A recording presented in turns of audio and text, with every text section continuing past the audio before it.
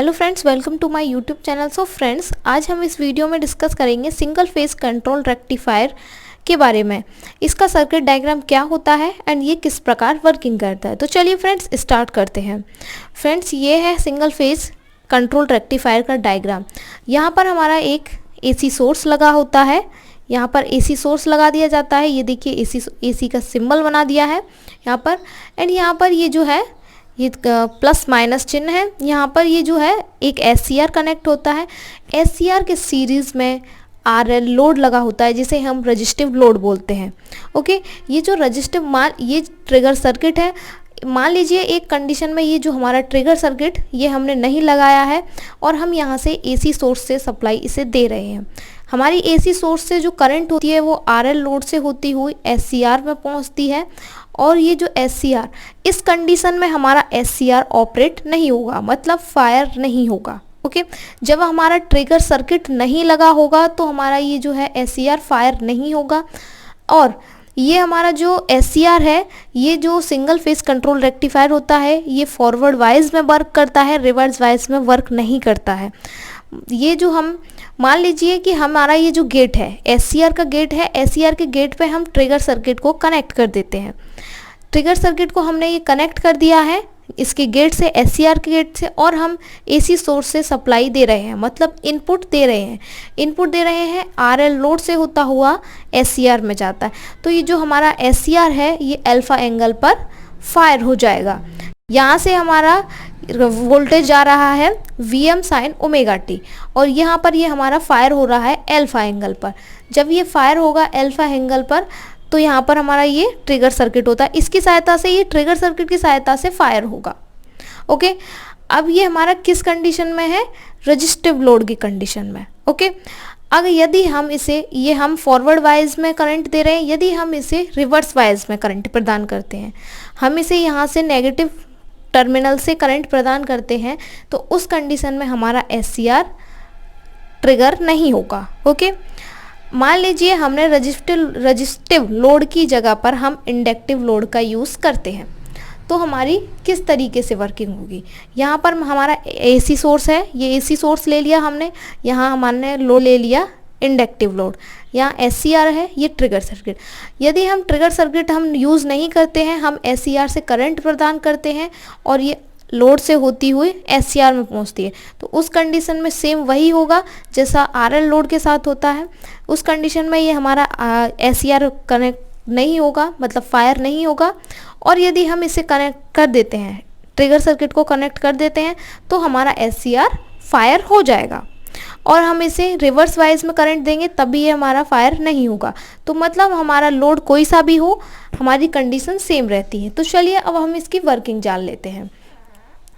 तो देखिए फ्रेंड्स, इसकी वर्किंग फिगर में हाफ वेव कंट्रोल रेक्टिफायर का एक सिंगल फेज सर्किट डायग्राम दिखाया गया है। जैसा कि मैंने दिखाया, फिगर में जो हमारा सिंगल फेज सर्किट डायग्राम दिखाया गया है, जिससे लोड आरएल सर्किट के सीरीज में लगा है। और आरएल हमारा कोई भी लोड हो सकता है, आरएल या एल, मतलब रजिस्टिव या इंडक्टिव लोड सीरीज में जुड़ा है। जब तक एससीआर के गेट पर कोई भी, मतलब जब तक एससीआर के गेट पर कोई भी पॉजिटिव पल्स नहीं दी जाएगी, मतलब जो ट्रिगर सर्किट है वो कनेक्ट नहीं किया जाएगा, तो लोड से होकर करंट फ्लो नहीं होगी। ओके, करंट से होकर फ्लो नहीं करेगी, करंट फ्लो नहीं करेगी जब तक पॉजिटिव गेट पर पल्स के द्वारा एससीआर अल्फा एंगल पर फायर करता है, तब एससीआर कंडक्ट करता है। मतलब जो हमारा करंट है वो उसमें फ्लो होगी और ये जो है एससीआर ये अल्फा एंगल पर फायर होगा, तो हमारा क्या होगा? एससीआर कंडक्ट हो जाएगा, जिसके कारण एससीआर और लोड में से होकर करंट फ्लो हो जाती है।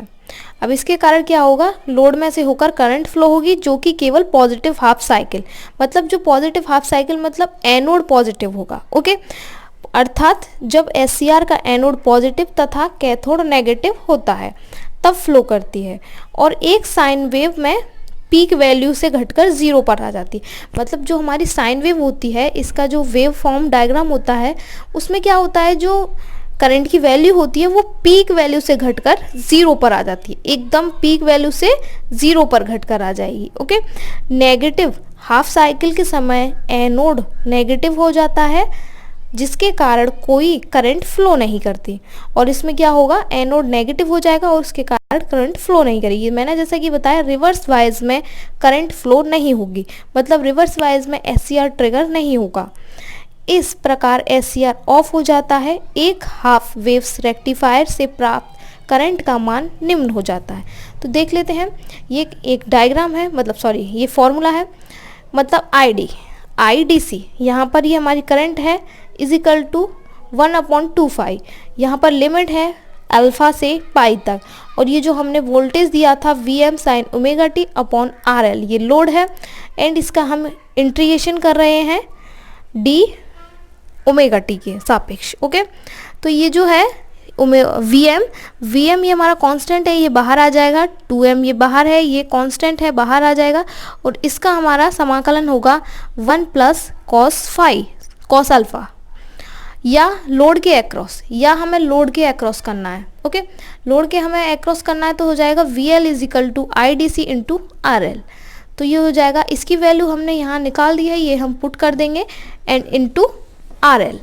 तो ये हमारा फॉर्मूला। अब इसकी हम वेव फॉर्म देख लेते हैं। तो वेव फॉर्म में मैंने जैसा कि बताया, ये जो हमारा रिवर्स वाइज में होगा, मान लीजिए कि हमारा ट्रिगर बॉक्स नहीं लगा है, हमने यहाँ पर करंट दी Vm दी, मतलब Vm sin ωt करंट दी हमने, यहाँ पर ये हमारा पीक पर पहुँच गया, मतलब SCR फायर हो गया।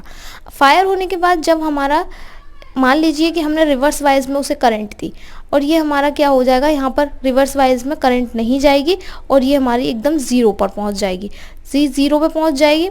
अब रिवर्स वाइज में साइकिल चलेगी, लेकिन इसमें कंडक्ट नहीं होगा SCR। तो इसी प्रकार ये हमारा ज़ीरो पर आएगी, फिर पीक पर जाएगी, फिर ज़ीरो पर, इसी प्रकार ये हमारी साइकिल चलती रहेगी। तो हमारा ये ग्राफ इस टाइप का बनेगा।